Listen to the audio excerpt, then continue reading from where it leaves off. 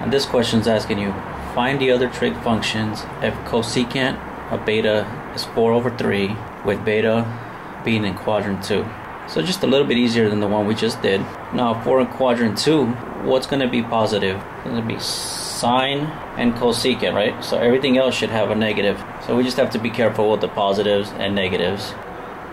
Okay, so the first thing we have to do is so cosecant is r over y. So we have our r and our y. And what we have to do first is find our x. So we know that our r is 4. And then that's going to be squared. Our y is 3. And that's going to be squared. And then we're looking for our x. Okay, so let's solve this really quick. So this is going to be 9. This is going to be 16. Just bring the 9. So x squared is 7. And we're going to get rid of that squared. So we're going to root. So then we have x equals square root of 7. And remember, this is in quadrant 2. So your x value is going to be negative.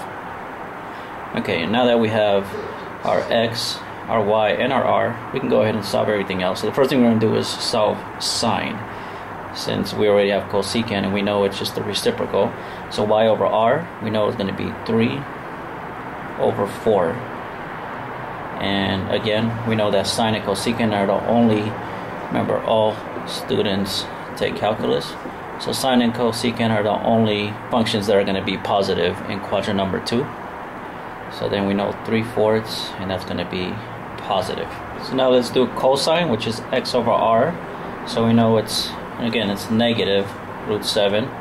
Negative root 7. And r, we know, is our hypotenuse, which is 4. So that's actually our answer. So secant will be the reciprocal, which would be 4 over square. But we're going to rationalize this.